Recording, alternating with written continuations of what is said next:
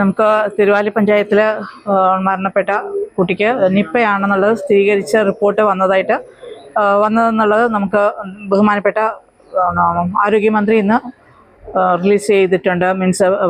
Press release നൽകിയിട്ടുണ്ട്. അപ്പോൾ അതിൻ്റെ തുടർന്നിട്ട് അപ്പോൾ നമുക്ക് ഇതുവരെ ഒരു കൺഫർമേഷൻ വന്നത് ഇപ്പോഴാണ് മീൻസ് പറഞ്ഞതിന് ശേഷം പക്ഷേ എന്നിരുന്നാലും നമുക്ക് ഏതൊരു മരണം വരുമ്പോഴും നമ്മൾ അന്വേഷിക്കുന്ന പോലെയുള്ള പ്രാഥമികമായിട്ടുള്ള കാര്യങ്ങൾ നമ്മൾ ഇവിടെയും എടുത്തിട്ടുണ്ടായിരുന്നു.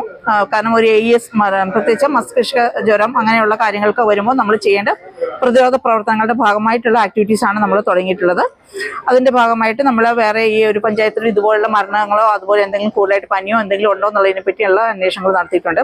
ഇവിടെ ഇന്ന് മീറ്റിംഗ് കൂടിയിട്ട് ഇവിടെ ബഹുമാനപ്പെട്ട ഗ്രാമപഞ്ചായത്ത് പ്രസിഡന്റും അതുപോലെ ആരോഗ്യ സ്റ്റാൻഡിംഗ് കമ്മിറ്റി മറ്റ് എല്ലാ ജനപ്രതിനിധികളും ഉണ്ടായിരുന്നു. അവരുടെ കൂടി എന്തൊക്കെയാണ് ഇവിടെ ഇനി തുടർന്നുള്ള നടപടികൾ എന്നുള്ളതിനെ പറ്റിയുള്ള ചർച്ചകൾ ചെയ്തിട്ടുണ്ട്. അപ്പോൾ അതേപോലെ ഇവിടെ ക്വാറന്റൈൻ എൻഷുർ ചെയ്യാനായിട്ടും അതുപോലെ മാസ്ക് നിർബന്ധം, അത് പഞ്ചായത്ത് തന്നെ മുൻകൈ എടുത്ത് തന്നെ എല്ലാവരോടും മാസ്ക് ധരിക്കണം എന്നുള്ള കാര്യങ്ങൾ പറഞ്ഞിട്ടുണ്ട്.